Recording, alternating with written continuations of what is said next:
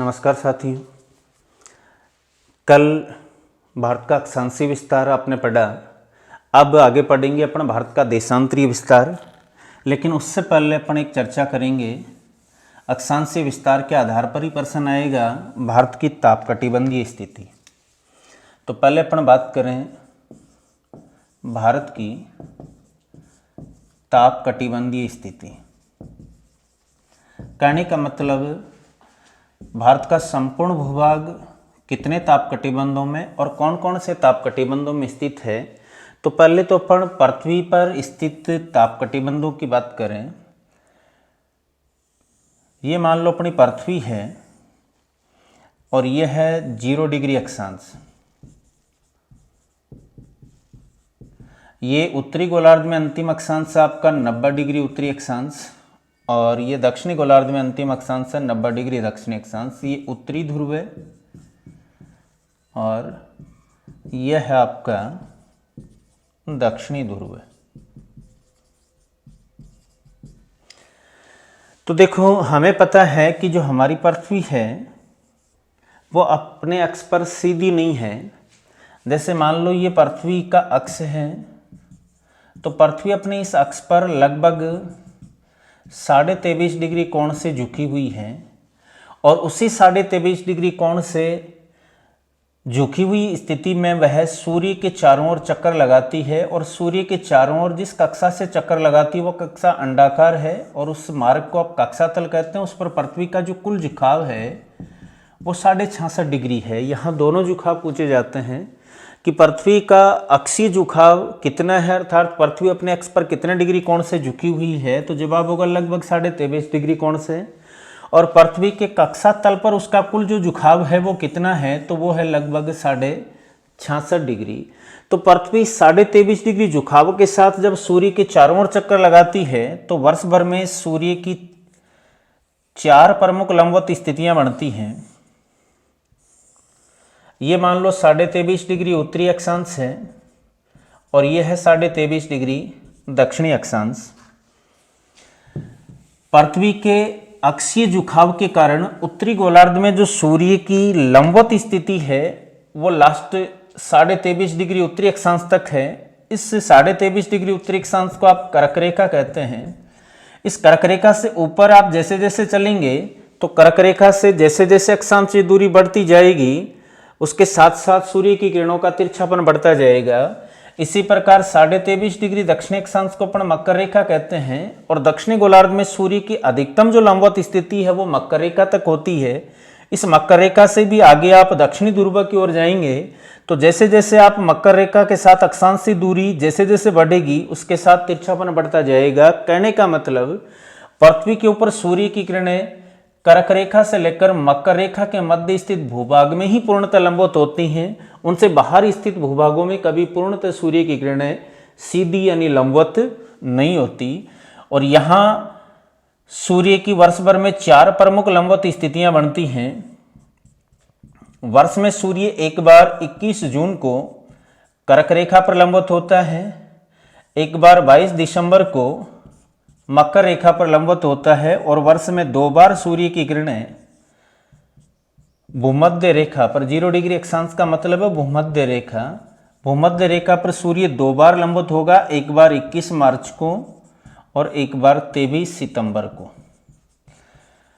अब तापकटिबंधीय स्थिति को आगे समझने से पहले अपन इन 4 प्रमुख लंबवत स्थितियों की बात करें तो याद रखें, जब सूर्य भूमध्य रेखा पर लंबवत होता है उस भूमध्य रेखा पर इसकी जो लंबवत स्थिति है उसे विषुव कहा जाता है। कई बार प्रश्न आ जाता है कि सूर्य भूमध्य रेखा पर सूर्य की लंबवत स्थिति को क्या कहते हैं, तो जवाब होगा उसे विषुव कहते हैं। और जैसा आपको दिखाई दे रहा है वर्ष भर में विषुव की स्थिति 2 बार बनती है। यानी विषुव की स्थिति कितनी बार बनेगी, 2 बार। एक बार 21 मार्च को और एक बार बनेगी दोस्तों 23 सितंबर को। इन दोनों विषुव की स्थिति को भी अलग अलग नाम दिए गए हैं। जैसे मार्च के समय बसंत ऋतु है तो इसे तो कहा गया है बसंत विषुव, और सितंबर में सर्द ऋतु है, तो इसे कहा गया सर्द विषुव। तो कई बार प्रश्न आ जाता है कि बसंत विषुव का निर्माण कब होता है, जवाब होगा 21 मार्च को। और सर्द विषुव की स्थिति कब बनती है, तो जवाब होगा 23 सितंबर को। यहाँ एक याद रखने वाली बात यह है कि जब जब विषुव की स्थिति बनती है तो दिन और रात दोनों बराबर होते हैं, इसीलिए इस स्थिति को विषुव कहा गया है। विषुव का मतलब है बराबर, यानी जब दिन व रात बराबर हों तो उस स्थिति को क्या कहोगे, विषुव। और ये कितनी बार बनेगी, 2 बार, 21 मार्च और 23 सितंबर, अर्थात 21 मार्च व 23 सितंबर को दिन व रात बराबर होते हैं। इसके बाद बात करें कि जब सूर्य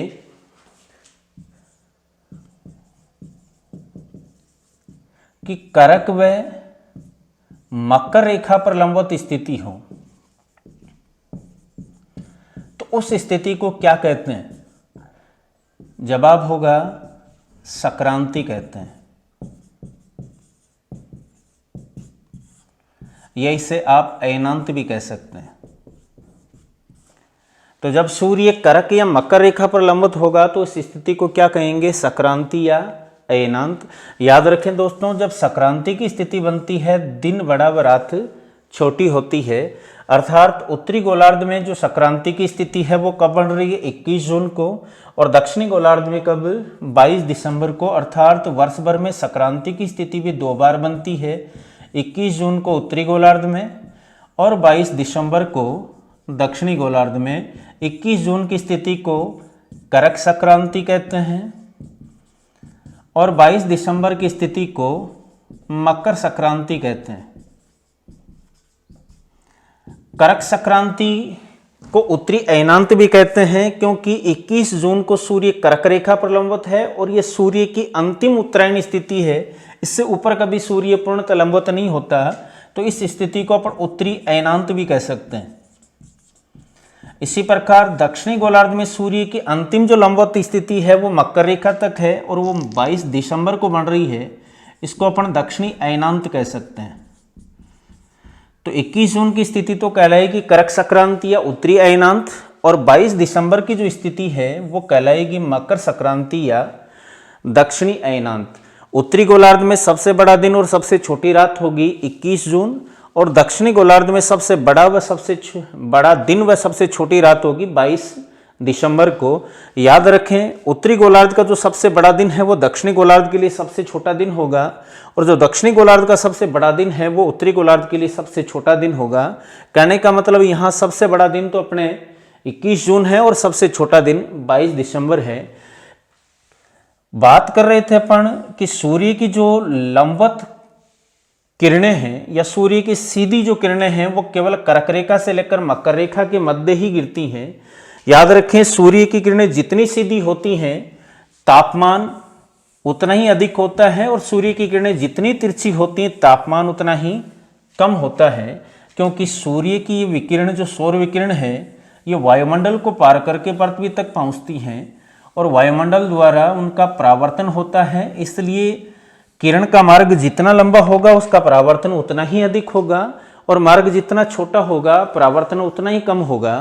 तो कम मार्ग यानी जो सीधी रेखाएं हैं वो कम दूरी तय करके धरातल तक पहुंच रही हैं, तो उनका परावर्तन कम है, इसलिए धरातल तक उनके साथ पहुंचने वाली ऊष्मा की मात्रा अधिक होगी, अर्थात सीधी किरणों के कारण तापमान ज्यादा होगा और तिरछी किरणों के कारण तापमान कम होगा।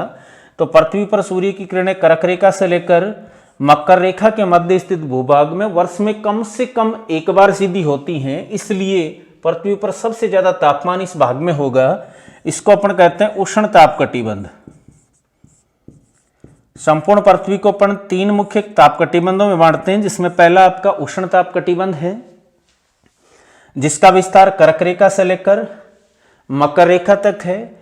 यहां वर्ष भर उच्च तापमान पाया जाता है और सबसे ठंडा जो महीना होता है यहाँ उसका तापमान भी 18 डिग्री सेंटीग्रेड से अधिक होता है।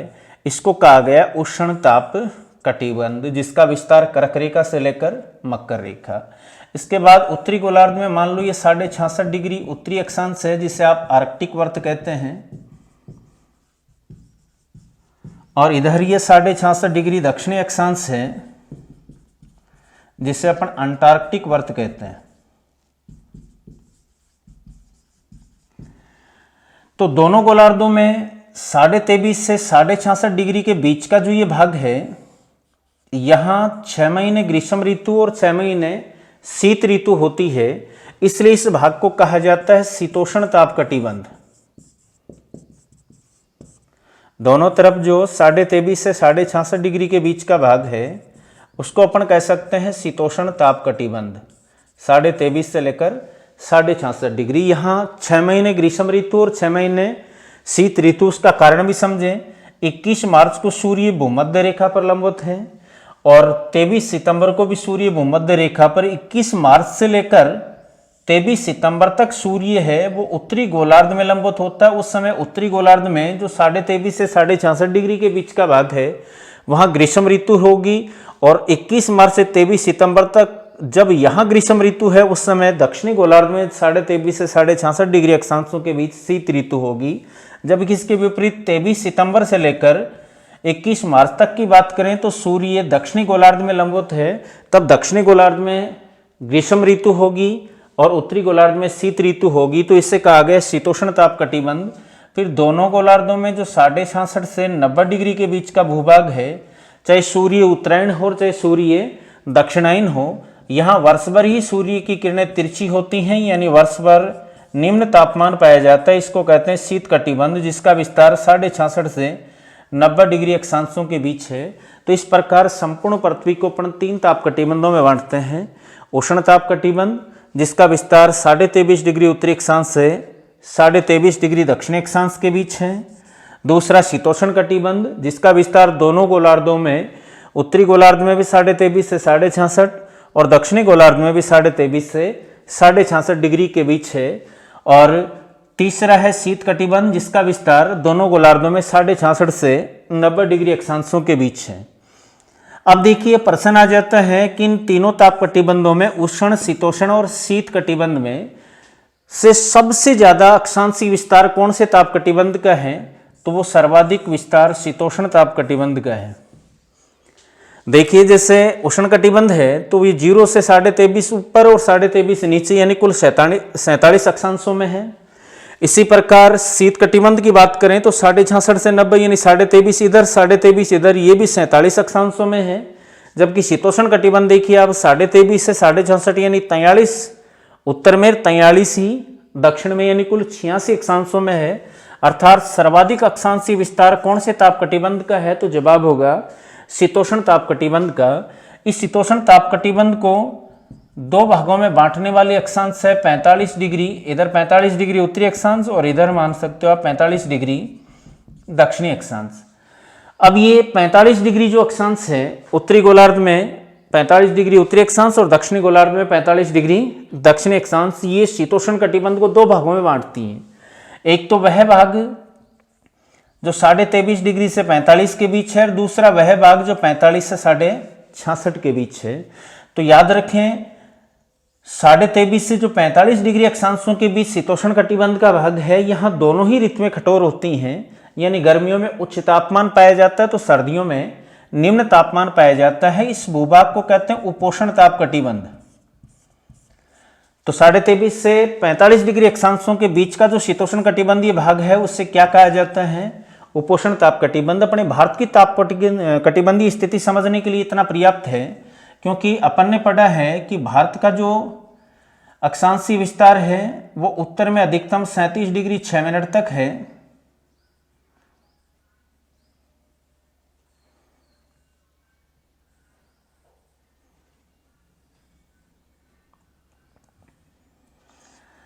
तो भारत का कुछ भाग तो रह गया कर्क रेखा से ऊपर, वो तो आएगा आपका उष्ण कटिबंध में, उपोष्ण कटिबंध में, और जो कर्क रेखा से नीचे स्थित भूभाग है वो आएगा आपका उष्ण ताप कटिबंध में।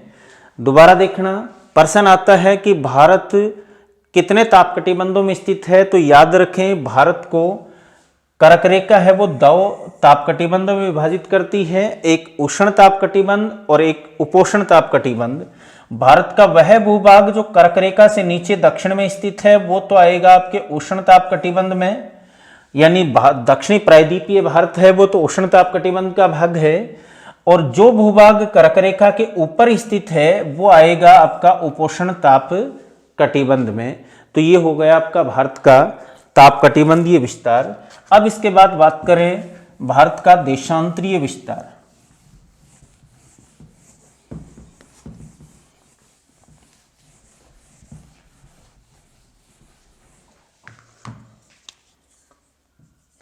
भारत का देशांतरीय विस्तार।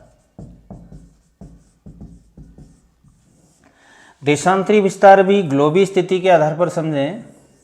ये मान लो अपना ग्लोब है और ये है 0 डिग्री अक्षांश, और ये है मान लो 0 डिग्री देशांतर। ये उत्तर दिशा है,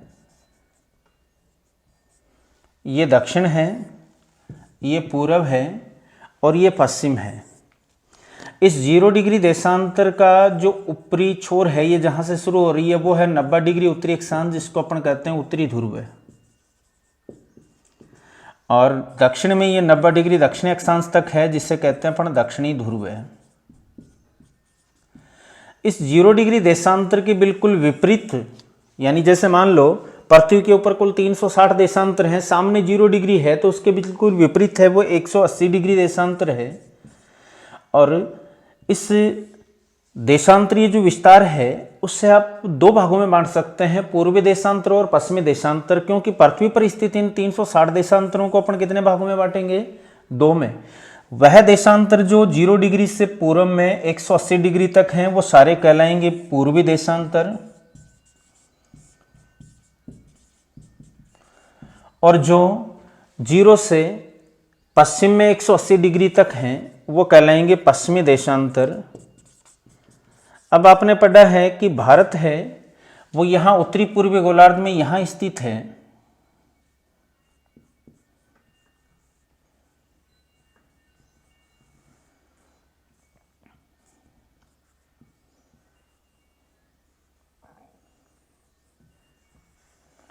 मान लो ये भारत का भूभाग है, ये भारत का सबसे पश्चिमी छोर है गुजरात का गुहारमोता क्षेत्र। ये मान लो भारत का सबसे पूर्वी छोर है किबिथु अरुणाचल प्रदेश। अब भारत का संपूर्ण भूभाग इस 0 डिग्री देशांतर से पूर्व में स्थित है। इसका मतलब भारत पूर्णतः पूर्वी देशांतरों में। इसके बाद किस देशांतर से किस देशांतर तक? तो देखो 0 डिग्री के बाद 1 2 3 4 यूं करके चलेंगे अपने 180 तक। तो जो प्रारंभिक देशांतर है वो गुजरेगा आपका गुहारमोता गुजरात से, और वो है 68 डिग्री 7 मिनट पूर्वी देशांतर।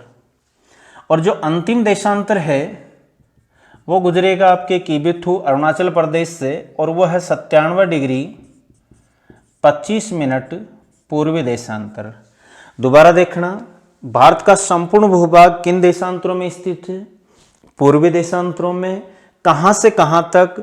तो 68 डिग्री 7 मिनट पूर्वी देशांतर से लेकर 97 डिग्री 25 मिनट पूर्वी देशांतर तक। अपना जो प्रारंभिक देशांतर है वो 68 डिग्री 7 मिनट है जो गुहारमोता गुजरात से, और जो अंतिम देशांतर है वो 97 डिग्री 25 मिनट पूर्वी देशांतर है जो किबिथु अरुणाचल प्रदेश से। फिर बात आती है भारत के कुल देशांतरीय विस्तार की, तो वो है 97 डिग्री 25 मिनट में से आप घटा दो 68 डिग्री और 7 मिनट। मिनट में से मिनट घटाना है, डिग्री में से डिग्री घटानी है। 25 मिनट में से 7 मिनट घटाओगे 18 मिनट आएगा, और 97 डिग्री में से 68 डिग्री घटाओगे तो 29 डिग्री आएगा। अर्थात भारत का जो कुल देशांतरीय विस्तार है वो 29 डिग्री और 18 मिनट है। अक्षांशीय विस्तार टोटल कितना था? 29 डिग्री और 4 मिनट था, सॉरी 29 डिग्री और 2 मिनट था। और देशांतरीय विस्तार है वो है 29 डिग्री और 18 मिनट, यानी अक्षांशीय विस्तार भी लगभग 29 डिग्री और देशांतरीय विस्तार भी लगभग 29 डिग्री। अब इस देशांतरीय विस्तार के आधार पर प्रश्न आता है कि भारत में सबसे पहले सूर्योदय कहाँ होता है और सबसे बाद में कहाँ होता है? तो याद रखें, दिन रात जो है उसका निर्माण पृथ्वी की घूर्णन गति से होता है, और पृथ्वी अपने अक्ष पर पश्चिम से पूर्व की ओर घूर्णन करती है। इसीलिए सूर्योदय पूर्व दिशा में होता है, तो सबसे पहले सूर्योदय यहाँ पूर्वी छोर पर होगा और सबसे लास्ट में यहाँ गुहार मोता गुजरात में होगा। तो दो चीजें हो गई। भारत में सबसे पहले सूर्योदय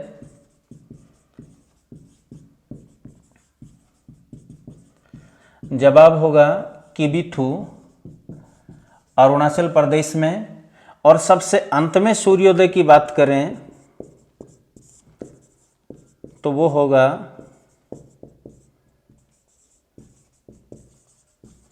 गुहार मोता गुजरात में। सबसे पहले सूर्योदय तो कहाँ, किबिथु, और सबसे लास्ट में कहाँ। अब बात आती है कि भारत के पूर्वी और पश्चिमी छोर के सूर्योदय में अंतर कितना है। तो आपको पता है सूर्य को एक देशांतर पार करने में 4 मिनट का समय लगता है, और भारत का पूर्व से पश्चिम की जो विस्तार है वो लगभग 29 डिग्री है। तो देखो वास्तविक अंतराल निकालें पहले। एक को पार करने में 4 मिनट, तो 29 को पार करने में 116 मिनट का समय हो जाएगा। फिर बच के आपका 18 मिनट, इसमें 60 का भाग देंगे तो ये भी डिग्री बन जाएगा। 1 डिग्री में 4 मिनट, तो 18/60 डिग्री में 18/60 इंटू 4, 4 से ये कट जाएगा 15, 18 और 15 हैं वो 3 से कट जाएंगी, ये 6 और ये 5, यानी 6/5 आ गया। 5 का भाग 6 में जाएगा, एक बार 1 शेष बचेगा, यानी 1 से 1/5। तो इस पूरी जो भाग गया उसको तो जोड़ दो आप, 117 मिनट हो गए। और 1/5 मिनट है, इसको सेकंड में बदलें तो 60 से गुणा कर दें, यानी 12 पंजे 60, यानी 12 सेकंड। तो 117 मिनट और 12 सेकंड हो गए। अब 117 मिनट को घंटे में डिवाइड कर लो, 1 घंटे में 60 मिनट होते हैं, तो 1 घंटा 57 मिनट और 12 सेकंड का समय लगेगा। यानी भारत के पूर्वी और पश्चिमी छोर के जो सूर्योदय है उसमें अंतर कितना होगा, लगभग 1 घंटा 57 मिनट और 12 सेकंड, यानी लगभग 2 घंटे का अंतराल। अब इसको पूरे को रिवाइज करें। भारत का संपूर्ण भूभाग कौन से देशांतरों में, जवाब होगा पूर्वी देशांतरों में। भारत का देशांतरी विस्तार कहां से कहां तक, तो 68 डिग्री 7 मिनट पूर्वी देशांतर से 97 डिग्री 25 मिनट पूर्वी देशांतर तक। कुल देशांतरीय विस्तार कितना, 29 डिग्री 18 मिनट। भारत में सबसे पहले सूर्योदय कहाँ, किबिथु अरुणाचल प्रदेश में। सबसे अंत में सूर्योदय कहाँ, गुहार मोता गुजरात में। एक देशांतर को पार करने में कितना समय लगता है सूर्य को, जवाब होगा 4 मिनट। भारत के पूर्वी और पश्चिमी छोर के सूर्योदय में लगभग अंतराल कितना, जवाब होगा 2 घंटे, जबकि वास्तविक अंतराल कितना है, 1 घंटा 57 मिनट व 12 सेकंड। अब इसी देशांतरी विस्तार के आधार पर प्रश्न आ जाता है भारत की मानक समय रेखा, यानी मानक समय है वो देशांतर के आधार पर ज्ञात किया जाता है। और जो मानक समय रेखा है उसके निर्धारण के लिए जो अंतर्राष्ट्रीय समझौता हुआ है उसकी जो प्रमुख शर्तें हैं पहले उनको देखें आप। अंतर्राष्ट्रीय समझौते के अनुसार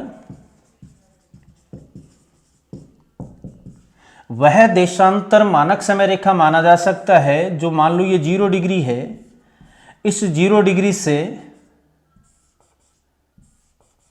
7.5 डिग्री के गुणांक में हो।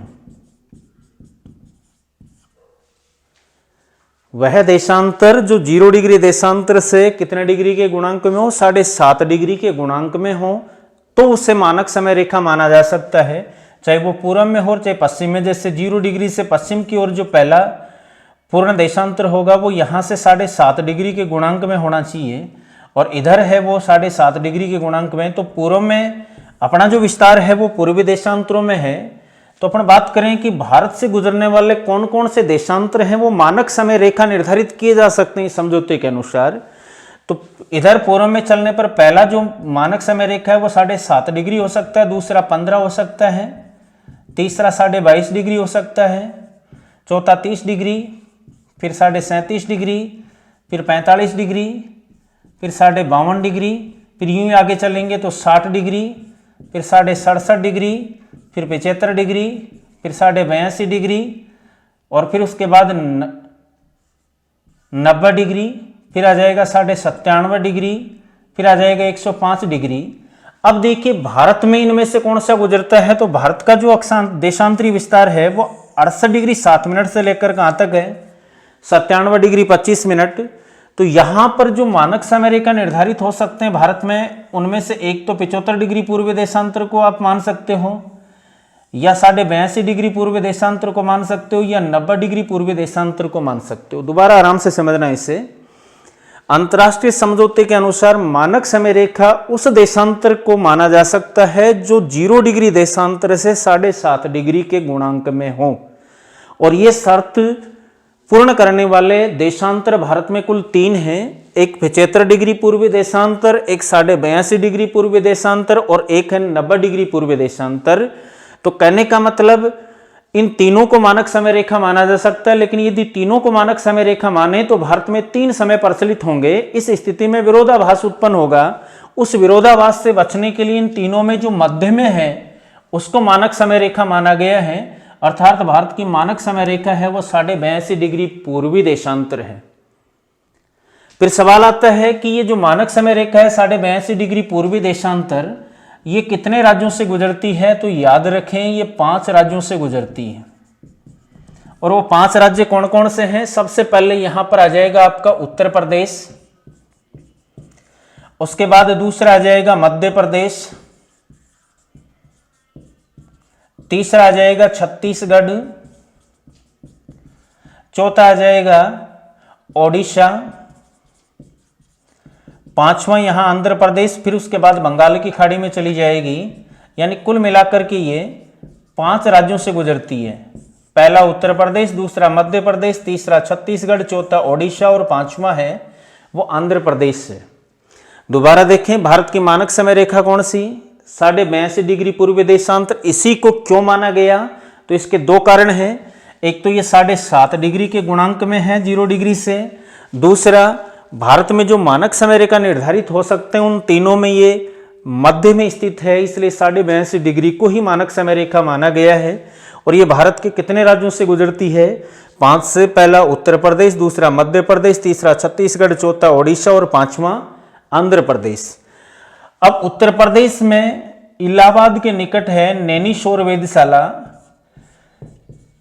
ये वहां से गुजरती है, और इसी नैनी वेधशाला से भारतीय घड़ियों का जो समय है वो निर्धारित होता है, जिसे IST कहते हैं, इंडियन स्टैंडर्ड टाइम।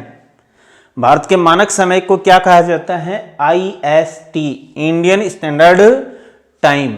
और जो 0 डिग्री से निर्धारित होता है, तो ये 0 डिग्री है, ये ग्रीनविच, लंदन के निकट ग्रीनविच सौर वेधशाला से, ग्रीनविच शहर से गुजरती है, इसलिए इसे ग्रीनविच रेखा भी कहते हैं।